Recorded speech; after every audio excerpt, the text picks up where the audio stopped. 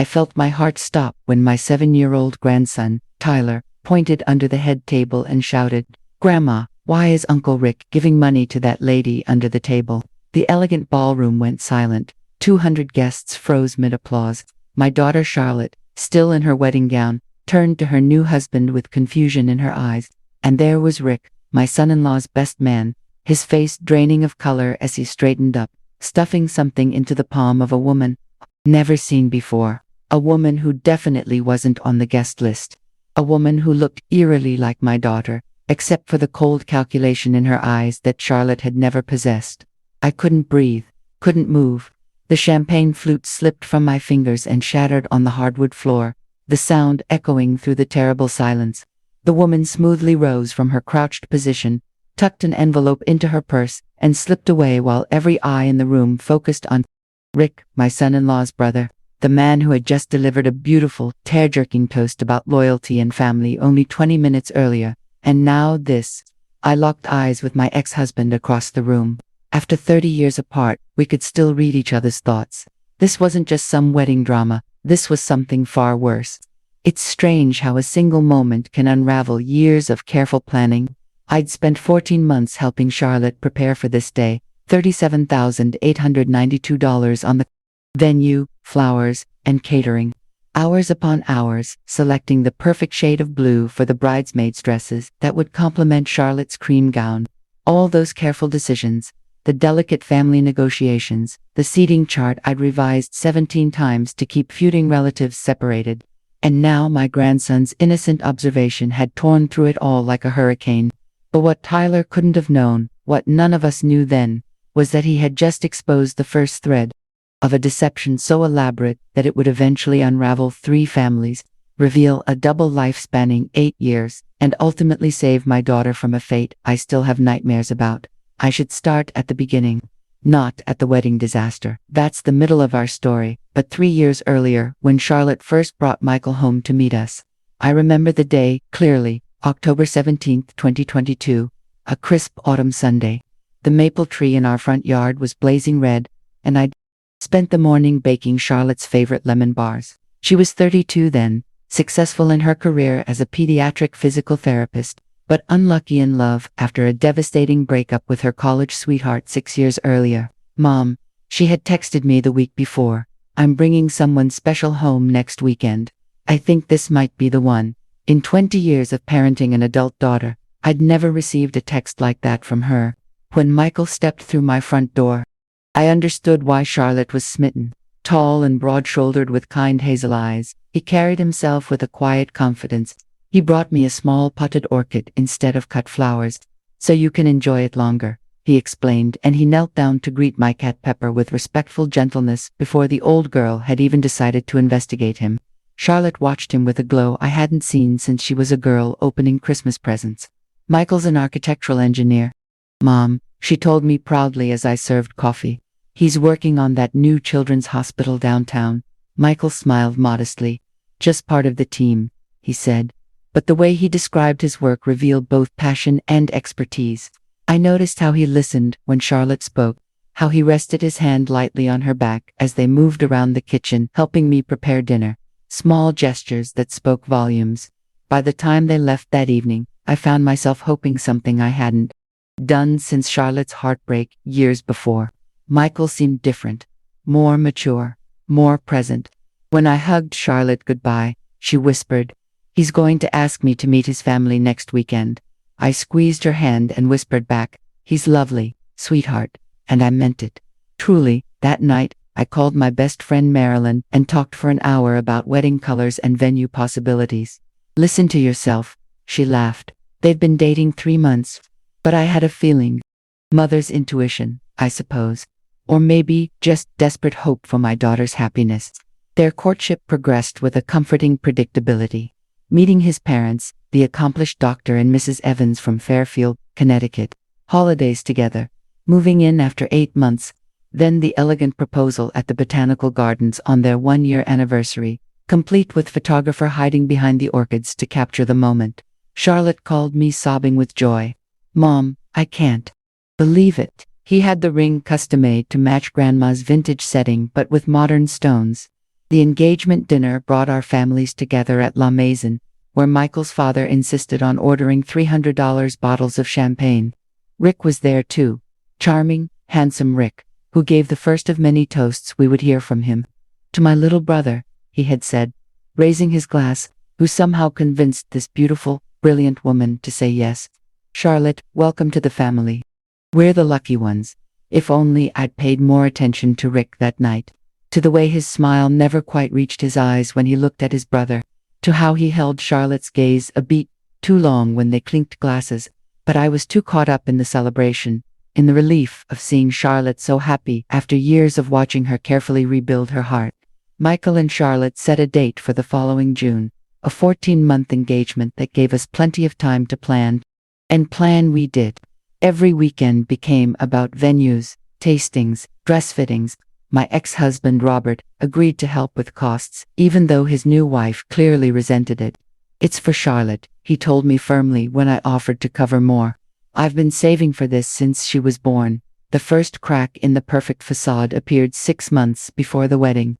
Charlotte came over unexpectedly one Tuesday evening, her eyes red-rimmed. We had our first real fight, she confessed, curling up on my sofa the way she used to as a teenager, about the honeymoon. Michael says we can't afford 2 weeks in Greece with the mortgage on the new house. She twisted her engagement ring. But then I saw an email confirmation for a $4,700 golf weekend with Rick and some clients next month. When I asked about it, he got defensive. Said it was business, that I wouldn't understand. I made her chamomile tea and assured her that all couples fight about money. It's normal, I said, smoothing her hair. You're merging lives, priorities. But something about it nagged at me. The dismissiveness. The you wouldn't understand. Little did I know, this was just the beginning. 2 weeks later, Charlotte mentioned casually that Michael had to change his cell phone number because of some weird spam calls. A month after that, she complained that he was working late more often, sometimes not coming home until she was already asleep. The hospital project is behind schedule, she explained, but her voice held a question she couldn't quite ask aloud. I suggested she surprise him with lunch at his office. Just to brighten his day, I said carefully. She did. He was there, working exactly as he'd said. Charlotte seemed relieved, embarrassed, even by her momentary doubt. I tried to be relieved too. But mothers develop a sense for approaching storms, even when the sky still looks clear to everyone else. At the rehearsal dinner, just 24 hours before Tyler would shout those fateful words, I noticed something odd. Michael kept disappearing for short periods, always returning with a slightly different energy, more animated, eyes brighter. During one of his absences, I stepped into the hotel corridor to call the florist about a last-minute change. That's when I saw Rick and Michael in an alcove near the restrooms, heads close together in intense conversation. Michael was shaking his head. Rick gripped his shoulder, leaning in with unmistakable urgency. Just one more time. I heard him say, after tomorrow, it's done. They saw me then, and Rick immediately transformed, his serious expression melting into his characteristic easy smile. Martha, just giving the groom some last-minute advice. Michael laughed too, but it sounded hollow. Brotherly wisdom, he added, slinging an arm around Rick's shoulders, mostly about how not to trip during the first dance. I almost said something then. Almost pulled Charlotte aside to share what I'd seen, what I'd heard. But what exactly had I witnessed? 2 brothers talking. It wasn't enough to cast a shadow on Charlotte's happiness, not on the eve of her wedding. So I smiled and pretended to believe them, pushing down the unease that had been growing for months. That night, I barely slept. I stood at my hotel window watching the lights of the city, wondering why the words "after tomorrow, it's done" echoed so ominously in my mind. I'll tell you exactly what kept me awake until 3:17 a.m. The fear that I was failing my daughter by staying silent. By morning, I had convinced myself I was overreacting, mother of a bride jitters, nothing more. The wedding day dawned perfect. 76 degrees, clear blue skies. Charlotte was radiant as the makeup artist worked her magic in the bridal suite. Her 5 bridesmaids bustled around her, taking photos, adjusting her veil, pouring mimosas. "Mom," she whispered when we had a rare moment alone. "I've never been so sure of anything." I held her hands in mine, memorizing her face in that moment of pure joy. "Then I'm sure too," I told her, pushing away the last lingering doubt. The ceremony was flawless. Charlotte floated down the aisle on Robert's arm. Michael's eyes filled with tears when he saw her. They exchanged the vows they had written themselves, promising honesty, partnership, growth. Not once did Michael's voice falter. Not once did he hesitate. If acting is an art, then Michael Evans deserved an Academy Award for his performance that day. And then came the reception. The magnificent ballroom at the Westbrook Hotel transformed with cascading white orchids and blue hydrangeas. The five-piece jazz band. The signature cocktails named after their first date. Dinner was served filet mignon, or pan-seared salmon with champagne sauce. The toasts began. Robert went first, dignified and emotional. Charlotte's maid of honor shared sweet stories from their college years, and then Rick stood, tapping his glass with a silver spoon. Handsome in his tailored tuxedo, he commanded the room effortlessly. His toast was masterful, funny anecdotes about Michael as a boy, welcome to Charlotte as a sister, touching words about love and commitment. To witness two people find each other in this complicated world, he said, raising his glass, is to witness a miracle. Charlotte and Michael, may your miracle last a lifetime. Everyone applauded. Everyone smiled. Everyone was touched by the beautiful sentiment. 15 minutes later, Tyler saw what was happening under the table. 15 minutes after Rick's beautiful toast about miracles, my grandson exposed the truth that would eventually reveal there were no miracles here at all, only carefully constructed lies. In the aftermath of Tyler's innocent question, Michael whispered something to Rick. Rick nodded to the mystery woman, who was already making her way toward an exit. Then Michael turned to the stunned guests with the confidence of someone who has navigated difficult situations before. Well, this is awkward, he said with a self-deprecating laugh. My brother was just settling a bet we made about the ceremony. I said Charlotte wouldn't cry. He said she would. Family tradition. We always pay debts under the table for luck. He turned to Tyler with an indulgent smile. Good eye, buddy. You caught us being silly adults. Some guests laughed. Others looked confused. Charlotte seemed uncertain but managed a smile. You bet against my tears, she asked Michael, trying to keep her voice light. He kissed her cheek and lost spectacularly. Worth every penny. The band started playing again. The moment seemed to pass, but I couldn't shake what I'd seen. The panic in Rick's eyes, the practiced way the woman had slipped away, and something else. A glimpse of the envelope as she tucked it into her purse. It wasn't cash. It was too thick, too uniform. It looked like documents. I made my way to Charlotte, intending to pull her aside, when Michael's mother intercepted me. Martha, didn't the flowers turn out beautifully? The florist certainly earned her fee. She kept me engaged in meaningless conversation for several minutes, her grip on my arm just tight enough to be noticeable. By the time I reached Charlotte, the cake had been cut, and she was surrounded by guests again. Later, I mouthed to her across the crowd, and she nodded slightly, but later never came. The reception whirled on dancing, more champagne, the bouquet. I kept looking for the mystery woman, but she had vanished completely. Once, I caught sight of Tyler near the dessert table and knelt down beside him. Tyler, honey, that lady you saw under the table, had you seen her before today? He shrugged, more interested in his second slice of cake. I dunno, maybe at the hotel. She was talking to Uncle Rick by the pool yesterday. My pulse quickened. Did you hear what they were saying? Tyler shook his head. Grown-up stuff. Boring. Then he spotted the chocolate fountain and darted away, leaving me with more questions than answers. The reception ended at midnight. Charlotte and Michael departed for their wedding night at the penthouse suite, scheduled to leave for their honeymoon, a compromised one-week trip to Santorini. The following afternoon, guests drifted away to their rooms or waiting cars. I found myself in the empty ballroom, watching the staff clear tables.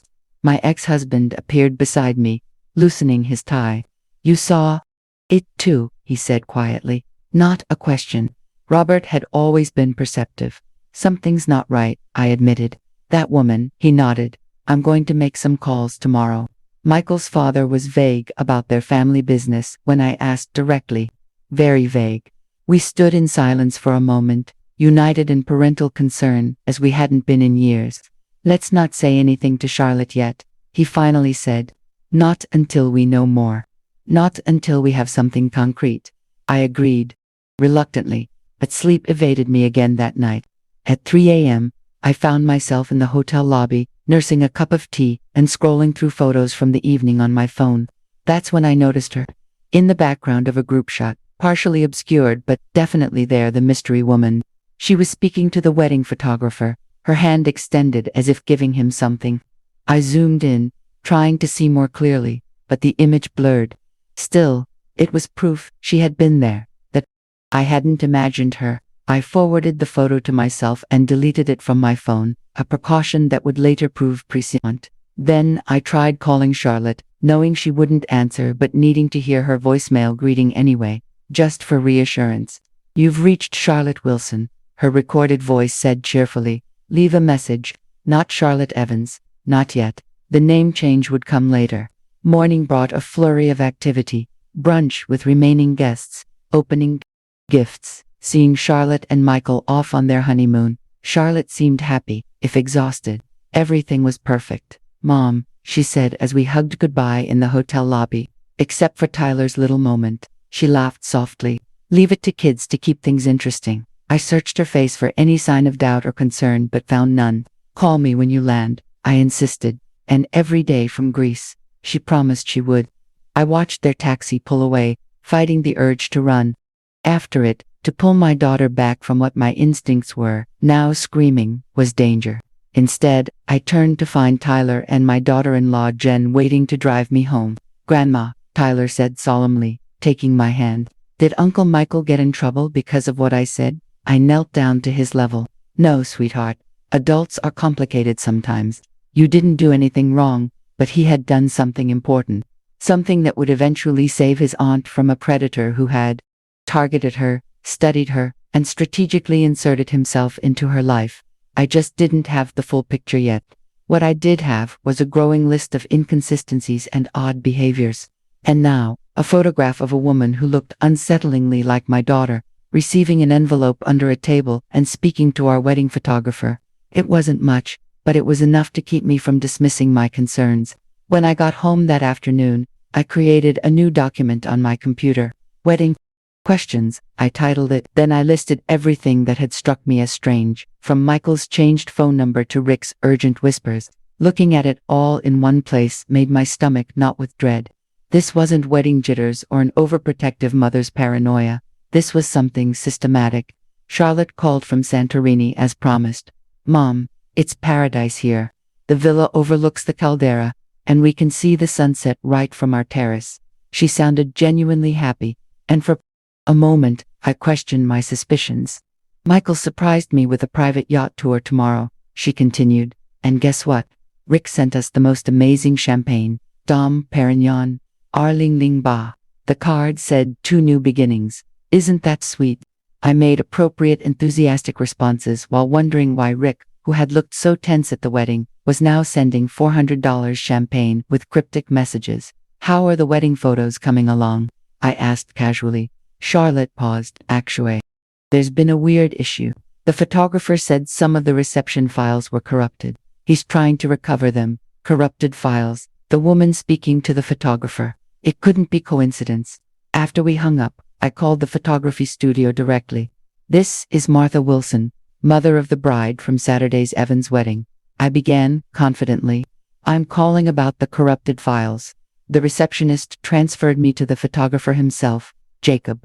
"Mrs. Wilson, I was actually going to call Charlotte when they return. It's the strangest thing. Just the reception files from 8 p.m. to 10 p.m. are affected. I've never had this happen before." I took a deep breath. "Jacob, at the reception, did anyone approach you about the photos? Perhaps ask to see your camera?" There was a telling pause. "Yes, actually, the best man's assistant wanted to see some of the ceremony shots. She said the groom's parents were asking. I let her review them on my display screen." I felt cold despite the warm June day. "Did she touch your equipment, your memory cards?" Another pause. I stepped away briefly to photograph the cake cutting. She was gone when I returned. The term "best man's assistant" echoed in my head after I hung up. Rick had never mentioned having an assistant at the wedding. I added this information to my document, then sat staring at my screen, wondering what to do next. Charlotte deserved her honeymoon week without my suspicions casting shadows, but something was clearly wrong, and waiting felt increasingly dangerous. I decided on a compromise. I would investigate quietly while they were away, but say nothing until they returned unless I discovered something that required immediate action. I didn't know then that immediate action would be necessary far sooner than I imagined. My first call was to Marilyn, who had connections in Fairfield, Connecticut, where Michael's family supposedly lived. I need you to ask around about the Evans family, I explained. Dr. James Evans and his wife Patricia, their sons Michael and Rick. They mentioned living on Sycamore Lane near the country club. Marilyn didn't question why I was checking into my new in-laws after the wedding rather than before. That's true friendship. Give me a day or two, she promised. Next, I called Robert. I'm looking into some things, I told him. The photographer confirmed that someone, a woman claiming to be Rick's assistant, had access to his equipment. During the reception, shortly after, files from that exact time frame were corrupted. Robert was silent for a moment. I'll make some inquiries about Michael's firm, he finally said, and the hospital project he's supposedly working on. That evening, I received a text from an unknown number. Stop asking questions. Charlotte is having the time of her life. Don't ruin it. My hands shook as I stared at the message. How did they know? Who was watching me? I almost called Charlotte immediately, but stopped myself. If she truly was having the time of her life, did I have the right to shatter that? Without concrete evidence, I would sound like a paranoid mother unable to let go. Instead, I replied to the text. Who is this? No response came. I took screenshots of the message and added them to my growing file. Then I called my son David, Tyler's father. I need you to keep Tyler close for a few days, I told him. Don't let him go anywhere with Rick or anyone from Michael's family. David knew me well enough not to dismiss my concerns. Does this have to do with what happened at the wedding? He asked. Just a precaution, I said, not wanting to worry him unnecessarily. Just until Charlotte returns. The next morning, Marilyn called. Her voice was tight with tension. Martha, there is no Dr. James Evans in Fairfield. No Evans family on Sycamore Lane. I checked with 3 different people who've lived there for decades. They've never heard of them. My kitchen seemed to tilt around me. That's impossible. We met them, had dinner with them multiple times. Marilyn continued. I had my friend at the Connecticut Medical Board check. There is a Dr. James Evans licensed in Connecticut, but he's a 78-year-old retired pediatrician in Stamford, not a surgeon in Fairfield. I sat down heavily. Then who are these people? Who has my daughter married? Marilyn's voice softened. Martha, I think you need to contact the police. I couldn't. Not yet. Not without speaking to Robert first. Not without more information. If I was wrong, if there was some explanation going to the authorities would devastate Charlotte. I needed to be certain. Robert called an hour later, his voice grave. The architectural firm Michael claims to work for has never heard of him. And the Children's Hospital project, the lead architect is a woman named Sandra Chen. She confirmed no Michael Evans is on her team or any team associated with the project. The room seemed to spin faster. Who is he, Robert? Who has our daughter married? My ex-husband's voice hardened. I don't know, but I'm flying home today. Don't confront him alone. Don't tell Charlotte yet. We need more information first. I agreed but felt time slipping away. That afternoon, I drove to Charlotte and Michael's house, a charming craftsman they had purchased 3 months earlier. I had a key for emergencies and plant watering. This qualified as an emergency. The house looked normal at first glance. There, furniture, Charlotte's books, photos of them together on the walls. But as I moved through the rooms, inconsistencies emerged. Michael's home office was suspiciously bare. No personal items, minimal paperwork. In their bedroom, his closet contained only the clothes I'd seen him wear repeatedly. No childhood mementos, no college textbooks, nothing that spoke of a life before Charlotte. In the kitchen drawer where they kept important documents, I found their mortgage paperwork. Charlotte was the only borrower. Michael wasn't even listed as a owner of the home she thought they had purchased together. My hands trembled as I took photos of the mortgage document with my phone. Then I heard it, a key in the front door. I froze, heart pounding. From the entryway came a woman's voice. Hurry up. We only have an hour before I need to be back at the office. It wasn't Charlotte. It was the woman from the wedding, the one who had taken the envelope under the table. I slipped into the guest off there, leaving the door open just a crack. Through the narrow opening, I watched the mystery woman and a man enter the living room. The man was Rick. Relax, Vanessa. They're in Greece until Sunday. We have plenty of time. He moved comfortably through the house, like someone familiar with its layout. Did you bring the new documents? Vanessa nodded, placing her purse on the coffee table, the same purse she'd slipped the envelope into at the wedding. Everything's ready for phase 2. Once they're back from the honeymoon, Michael will suggest consolidating accounts. The transfers will look completely legitimate. Rick smiled coldly. And by the time anyone realizes what's happened, we'll be long gone, and Big Brother will be enjoying his extended honeymoon in a federal facility. They both laughed. I felt sick. They were planning something illegal, something that would implicate Michael while they escaped with what I assumed was Charlotte's money. But why? What was there?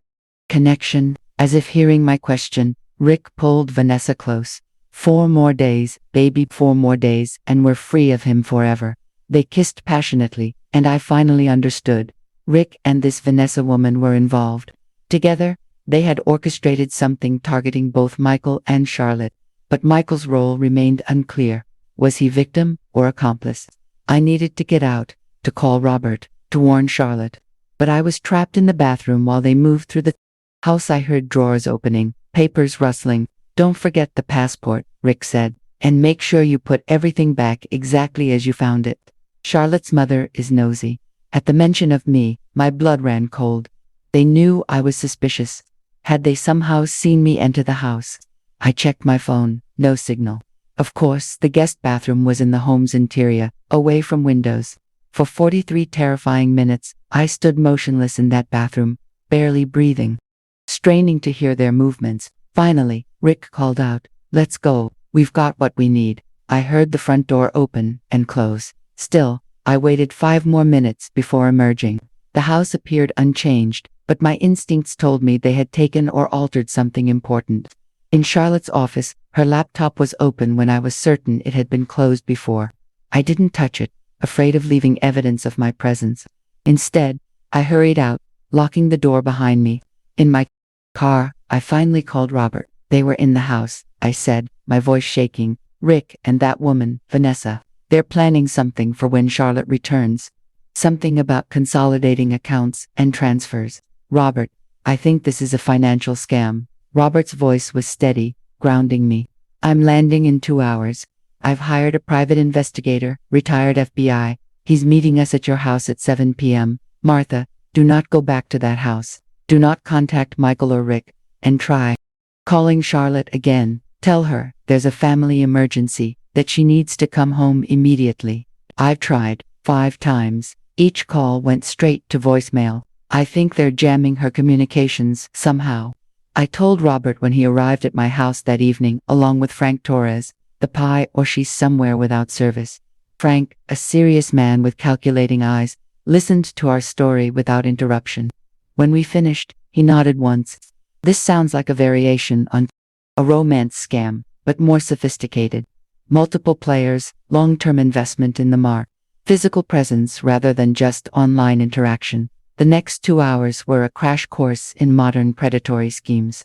Frank explained that legitimate-seeming romantic partners who suddenly suggest consolidating finances are often after exactly that, control of their victim's assets. The wedding creates legal entanglements that make it harder for the victim to recover funds, he said, and it provides social validation. Friends and family have approved this person, but the involvement of Rick complicated the picture. But brothers working together is unusual, Frank noted. Though Michael may not actually be Rick's brother, this could be an elaborate performance, Robert interrupted. But we've met their parents, had dinner with them multiple times. Frank's expression remained impassive. Hired actors, possibly. It's an investment. If the target is wealthy enough, spending $10,000 on actors to play family members is nothing compared to the potential payoff.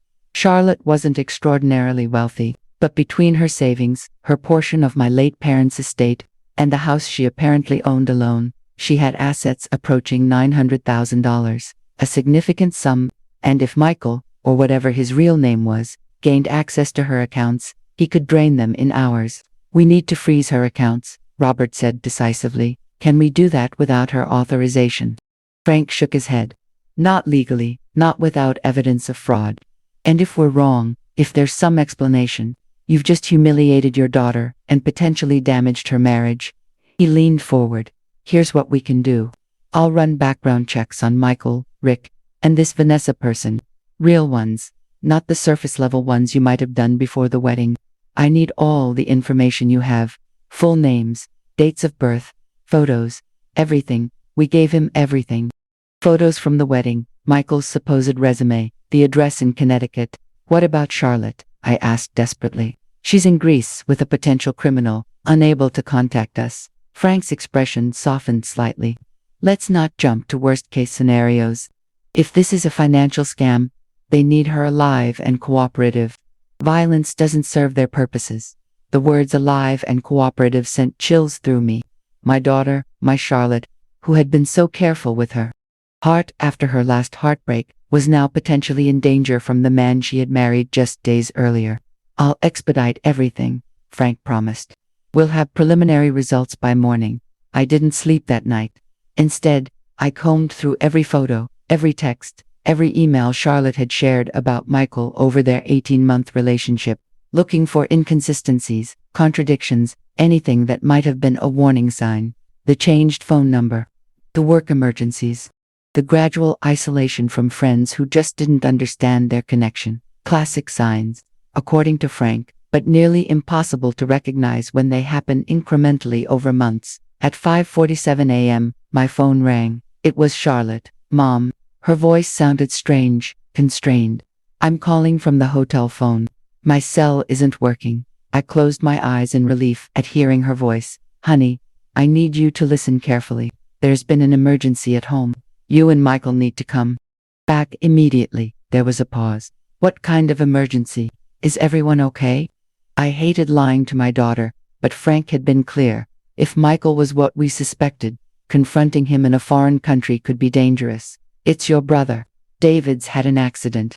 He's stable, but he's asking for you. Another pause. Let me tell Michael. We'll book flights right away. Before she hung up, she added, Mom, is there something else going on? You sound strange. I fought to keep my voice steady, just worried about David. Call me from the airport with your flight details. After we disconnected, I texted Frank. Charlotte called. They're coming home. What now? His response was immediate. Do nothing until I arrive. 8 a.m., have coffee ready. By 8 a.m., I had consumed so much coffee that my hands shook independently of my anxiety. Frank arrived precisely on time, followed minutes later by Robert. Frank's expression was grim as he placed a file on my kitchen table. Michael Evans doesn't exist. He began without preamble. At least, not the Michael Evans who married your daughter. The social security number he provided on the mortgage application belongs to a Michael Evans who died in 1997 at age 3 in Arizona. I gasped. Using a dead child's identity was a well-known tactic of identity thieves and fraudsters. Rick's identity is similarly fabricated. As for Vanessa, I believe her real name is Vanessa Cordova. She has prior arrests for wire fraud and identity theft in Florida and Georgia. Though she avoided conviction both times when witnesses mysteriously recanted, Frank continued methodically. Based on what I've found, here's my assessment. This is a team of at least 3 individuals targeting your daughter for financial fraud. The plan appears to be marriage, consolidation of assets, then disappearance. The wedding creates legal access to accounts and property.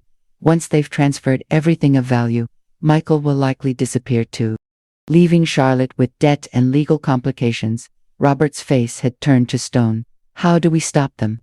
Charlotte and Michael will be home tomorrow. Frank opened his laptop. I've prepared documentation for the police, but we need more concrete evidence of criminal intent. Without it, this becomes a he said, she said situation that could drag on for months or years in civil court, during which time, any accessible funds would be long gone. The house, I said suddenly. Rick and Vanessa were there yesterday. They mentioned documents for Phase 2 and consolidating accounts. If we could find those, Frank nodded slowly.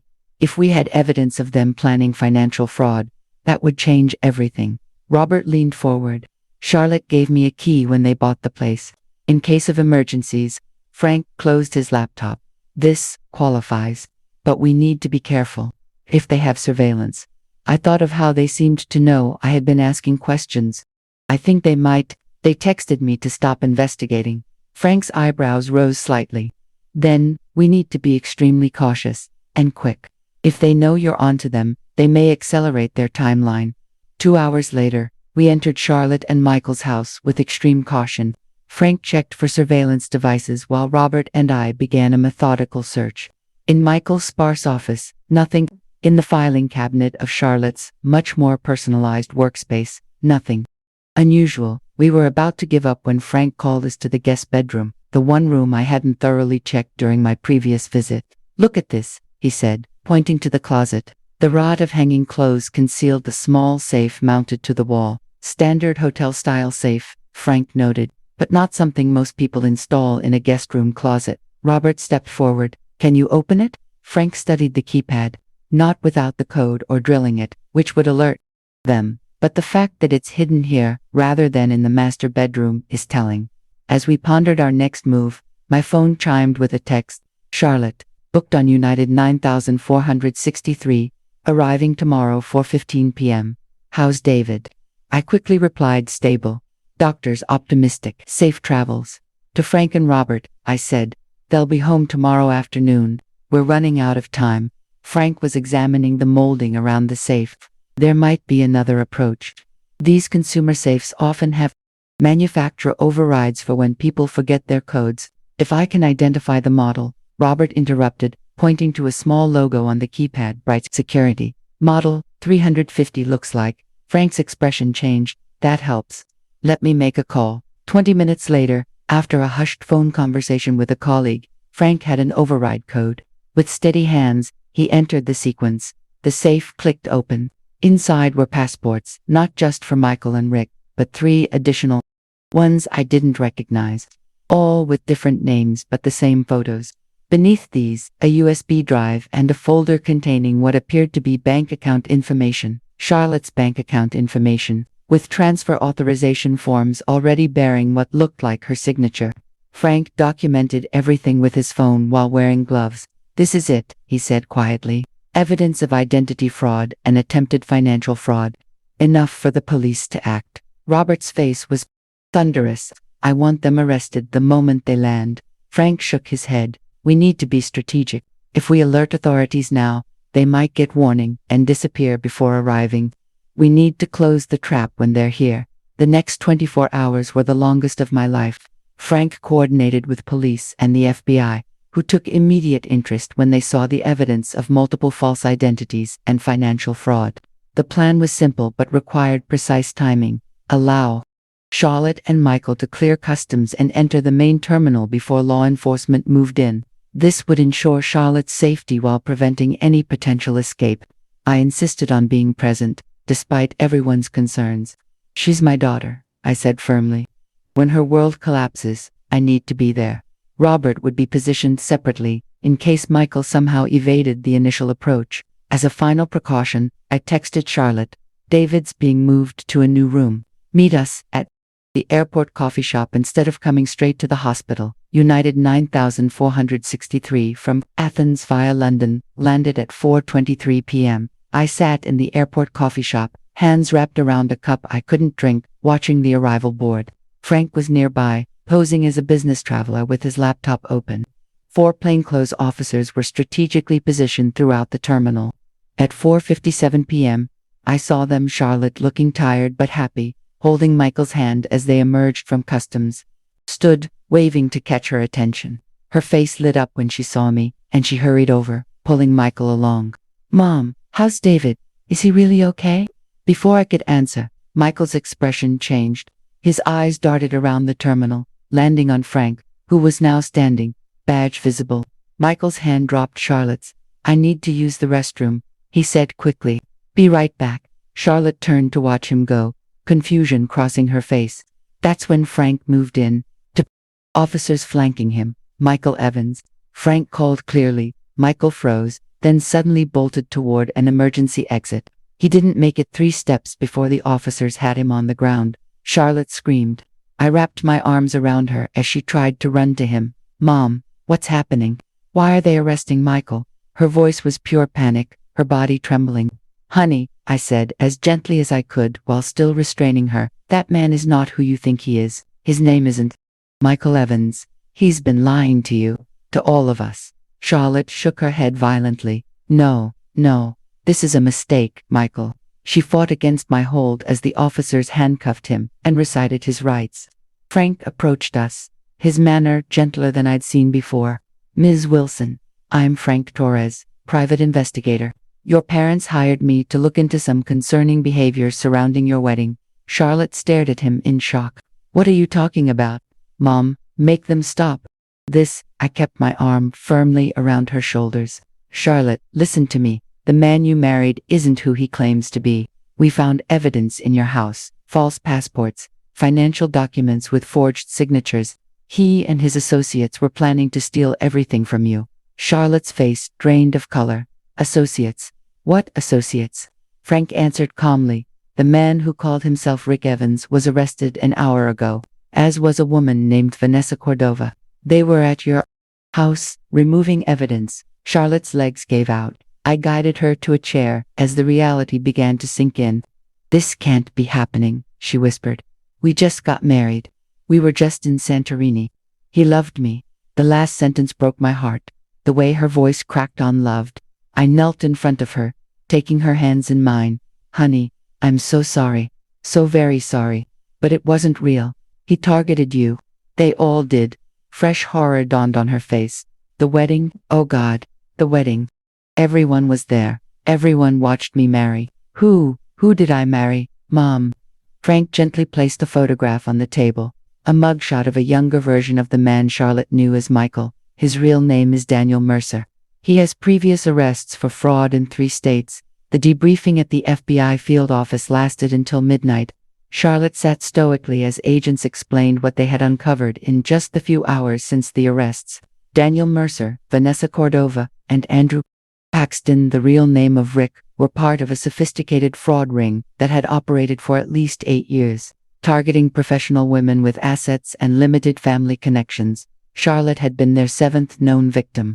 Previous victims had lost between $350,000 and $1.2 million each. The FBI believed there were more victims who had never come forward, either from shame or because they never realized the full extent of the fraud.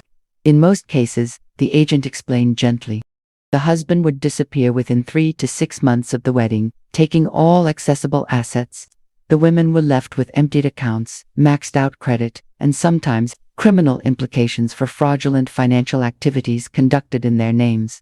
Charlotte listened without expression, her eyes fixed on the table. When the agent finished, she finally spoke. How much did I lose? The agent glanced at his notes. Actually, Ms. Wilson, due to your mother's intervention, we believe we caught them before any significant transfers occurred. Your accounts appear intact, though we recommend changing all passwords and account numbers immediately. Charlotte nodded mechanically. And the house. The mortgage. Another glance at notes. The mortgage is solely in your name. The house is yours. A bitter laugh escaped her. Well, at least there's that. I reached for her hand, but she pulled away. Why didn't you tell me? Before the wedding, when you first suspected something. The question I had been dreading. I didn't know then, I said softly. I had concerns, small things that didn't add up, but nothing concrete until after the wedding. After Tyler saw, I stopped, suddenly realizing. Charlotte finished the sentence. After Tyler saw Rick passing something to Vanessa under the table, her eyes widened. The envelope, the documents, that was part of it, wasn't it? I nodded. We believe so.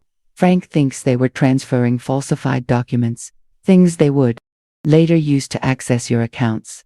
Charlotte closed her eyes. A 7-year-old saw what I couldn't see after 18 months. God, I've been so stupid. Robert, who had been silent through most of the briefing, spoke firmly. You weren't stupid, Charlotte. These people are professionals. They do this for a living. They studied you, learned exactly what you wanted, and became exactly that. The agent nodded agreement. Mr. Wilson is right. These individuals are sophisticated predators. They research their victims thoroughly, often for months before making contact. They learn their habits, preferences, vulnerabilities. Then they create the perfect partner. someone who shares the victim's interests, values, goals. It's a full-time performance. Charlotte's gaze remained downcast. But I should have known. There were signs. The changed phone number, the work emergencies, the way he sometimes seemed to forget things he'd told me about his childhood. She looked up suddenly. Were his parents actors too, James and Patricia? The agent nodded grimly. Hired performers. We're still identifying them. By the time we left the FBI office, Charlotte was operating on autopilot. She came home with me that night, unable to face returning to the house she had shared with a stranger.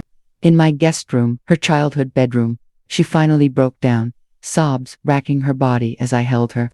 18 months, Mom. 18 months of my life. My wedding day. My honeymoon. All lies. I stroked her hair as I had when she was small. Not all of it, I whispered. Your love was real. Your hope was real. Your capacity to trust, that's real and precious. Even if he was unworthy of it. She cried until exhaustion claimed her. Falling asleep still in her travel clothes, I covered her with a blanket and sat watching her breathe, my mother's heart breaking for what she would face in the coming days. The media storm hit the next morning. Someone at the airport had recorded Daniel's arrest on their phone. By 9 a.m., it was trending on social media. Bride's nightmare. Husband arrested at airport returned from honeymoon. Charlotte refused to look at any of it, but I monitored the coverage obsessively, dreading what she might inadvertently encounter. Most outlets were sympathetic but luridly detailed. Several erroneously reported that Charlotte had lost her life savings. Others focused on the wedding from hell angle, with particular emphasis on Tyler's innocent revelation.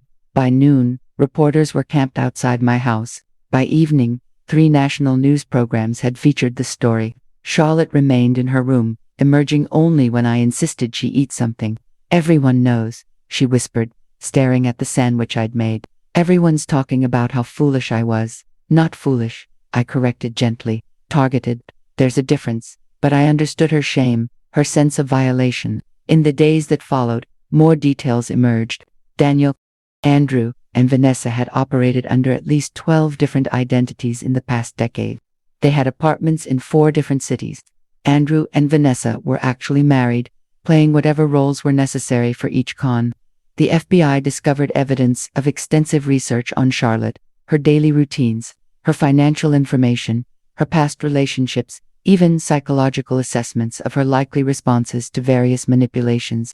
They had literally engineered the perfect trap for her specific personality and circumstances. As one agent put it, this wasn't just identity theft, it was reality theft. Charlotte remained at my house for 3 weeks, venturing out only for necessary interviews with law enforcement and legal appointments. Friends called, texted, sent flowers. She responded minimally, if at all. Her boss at the physical therapy clinic granted compassionate leave. Her brother David and his family visited regularly, with Tyler's innocent presence providing rare moments of normalcy. One evening, as Charlotte and Tyler played a board game, I overheard my grandson ask, Aunt Charlotte, are you still mad at me for saying that thing at your wedding? Charlotte's response was immediate and firm. Tyler, look at me. You did exactly the right thing. You saw something wrong, and you said something. That makes you my hero. Don't ever stop noticing things other people miss. The preliminary hearing was scheduled for 6 weeks after the arrests. Charlotte insisted on attending, despite her lawyer's assurance that her presence wasn't required at this stage. I need to see them, she said with quiet determination. I need to look them in the eyes. The morning of the hearing, she emerged from her room transformed. Gone was the withdrawn, shell-shocked woman of recent weeks. In her place stood someone I recognized from years before. Charlotte, before her first heartbreak. Hair pulled back severely, minimal makeup, wearing a charcoal suit I didn't recognize. I bought it yesterday, she explained when I commented. Everything in my closet felt contaminated. I understood immediately. She needed to reclaim her identity, starting with how she presented herself to the world. The courthouse was crowded with media and curious onlookers. We entered through a side door, escorted by a court officer. In the courtroom, Charlotte sat ramrod straight, her expression composed as Daniel, Andrew, and Vanessa were led in separately, in orange jumpsuits and handcuffs. Daniel's eyes searched the gallery until they found Charlotte. He had the audacity to smile at her, that same warm, reassuring smile that had won her trust 18 months earlier. Charlotte didn't flinch, didn't look away, simply stared back with such clear-eyed contempt that Daniel's smile faltered. He looked away first. Beside me, I felt rather than heard Charlotte release a slow breath, a small victory, but significant. The charges were read: conspiracy to commit wire fraud, identity theft, financial fraud, and more, 17 counts in all.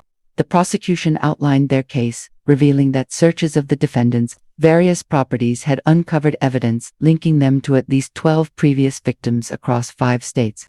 The potential sentences, if convicted on all counts, ranged from 25 to 30 years. Through it all, Charlotte remained perfectly still, her gaze never leaving the 3 people who had conspired to destroy her life.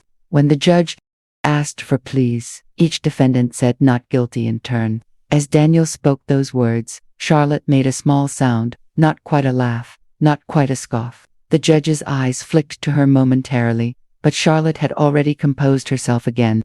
Outside the courthouse, reporters clamored for statements. Charlotte surprised me by stopping. "Ms. Wilson, how does it feel to see the man you married revealed as a fraud?" shouted one reporter. Charlotte looked directly into the cameras. "I did not marry Daniel Mercer," she said clearly. "I married a fiction created by skilled manipulators, but that fiction no longer exists, and neither does their power over me." Her words were measured, dignified. "To anyone who has been similarly victimized, it is not your fault. Intelligence, education, caution, none of these are perfect shields against professional predators, but silence protects them. Speaking out protects others." With that, she turned and walked to our waiting car, ignoring the shouted follow-up questions. In the weeks that followed, Charlotte began the painstaking process of rebuilding her life. She returned to work part-time. She met with a therapist specializing in trauma and betrayal. She gave a single, in-depth interview to a respected journalist, insisting that the piece focus not on the sensational details but on the warning signs she had missed and the methods these predators used. "If my humiliation helps one person escape this trap, it will have been worth it," she told me when I questioned whether the interview was wise. The article, when published, was thoughtful and educational rather than exploitative. It generated hundreds of comments from people who had experienced similar betrayals or who recognized the tactics described. Charlotte also made the difficult decision to return to her house, the house she had believed she was sharing with her husband, but had apparently owned alone all along. "I won't let them take one more thing from me," she declared. "Not my home, not my career, not my capacity to trust."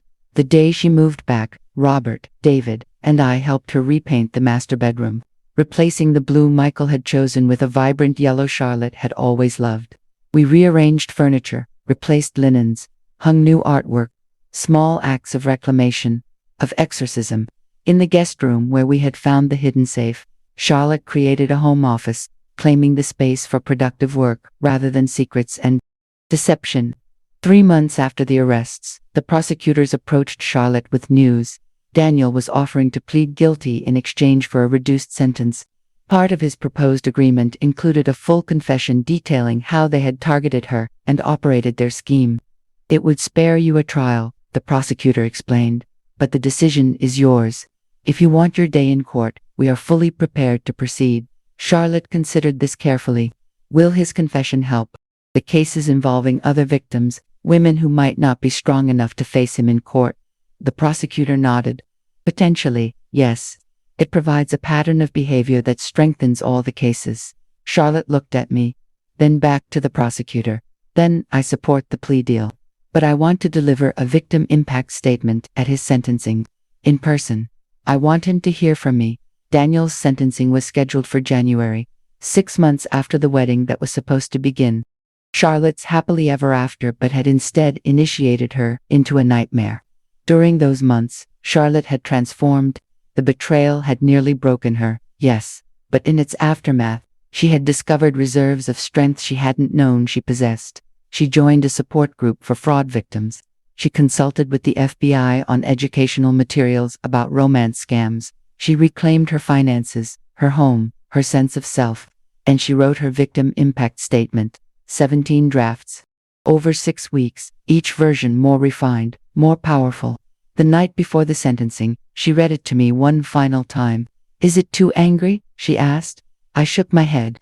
"It's not angry enough," I told her honestly. She smiled slightly. "Good, because I'm not delivering this from anger. I'm delivering it from strength." The courtroom was even more crowded for the sentencing than it had been for the preliminary hearing. Daniel, having pleaded guilty to 12 of the 17 charges, sat with his public defender, his expression appropriately contrite. As part of his plea, he had provided extensive information about their operation, leading to the identification of 5 additional victims and the recovery of some stolen assets. Andrew and Vanessa, facing separate trials, had not been so cooperative.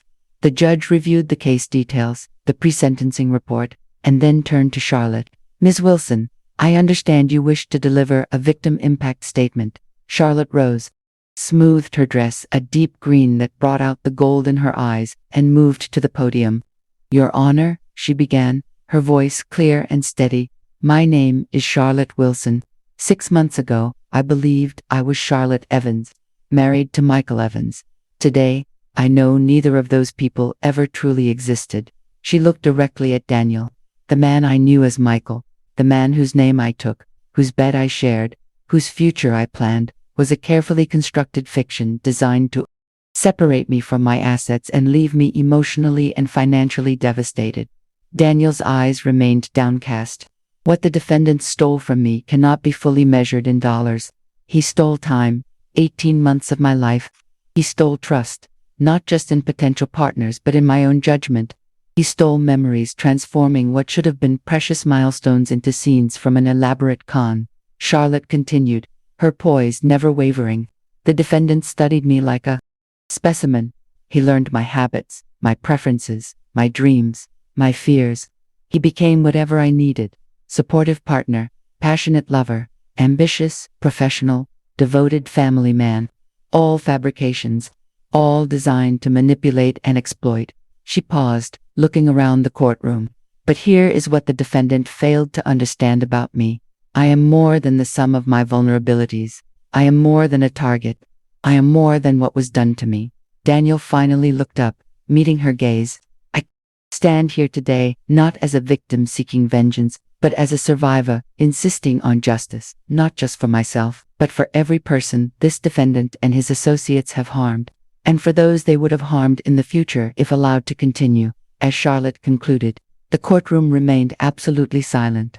"Your Honor, I ask for a sentence that reflects the calculated nature of these crimes, the extensive planning they required, and the devastating impact they have on victims' lives, not out of a desire for punishment, but out of recognition that actions must have consequences, and that society must be protected from those who would exploit our most human qualities, our desire for connection, our capacity for love, our willingness to trust. Thank you."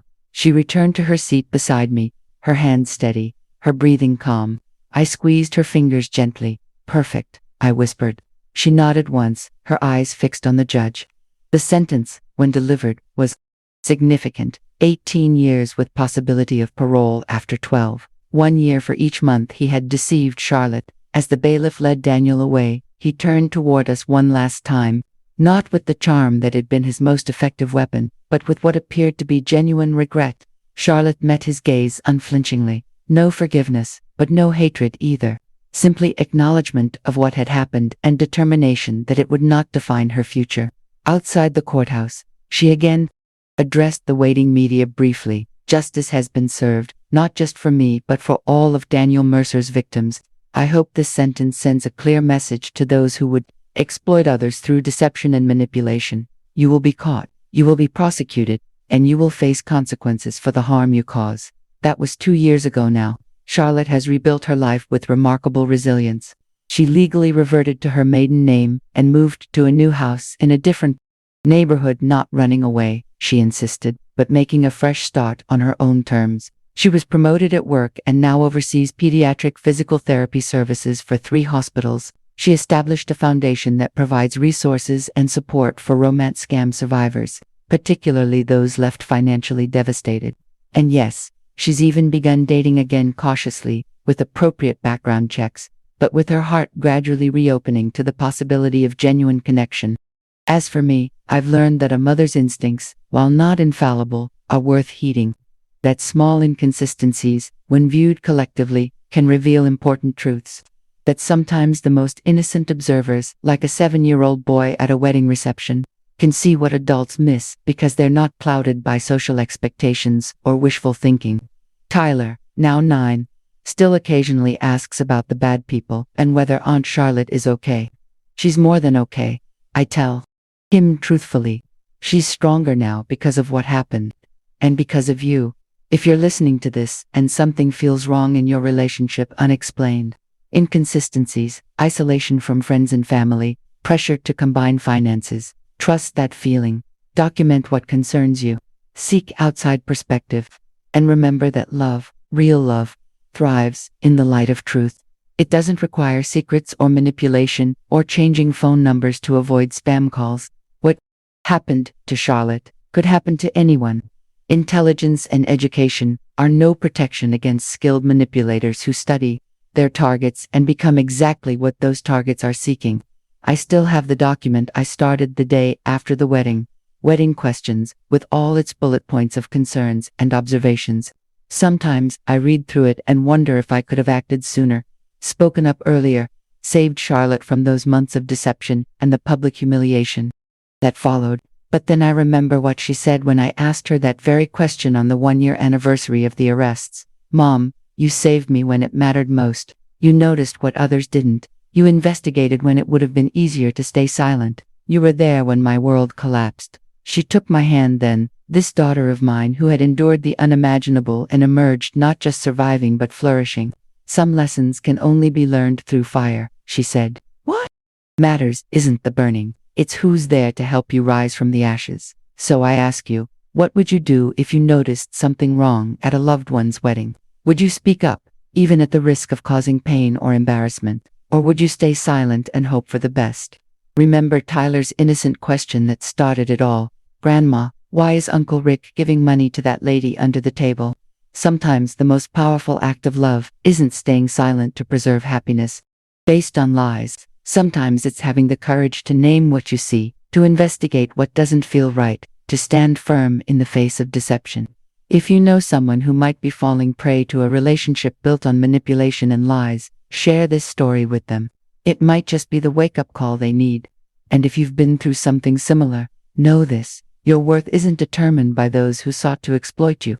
Like Charlotte, you can rise, you can rebuild, you can reclaim your story. This is Martha Wilson, recording from my sunroom in Minneapolis, Minnesota. Thank you for listening to my story. If it resonated with you, please leave a comment below. Subscribe to hear more true stories that might help someone you love. And remember, trust your instincts. They're trying to tell you something important.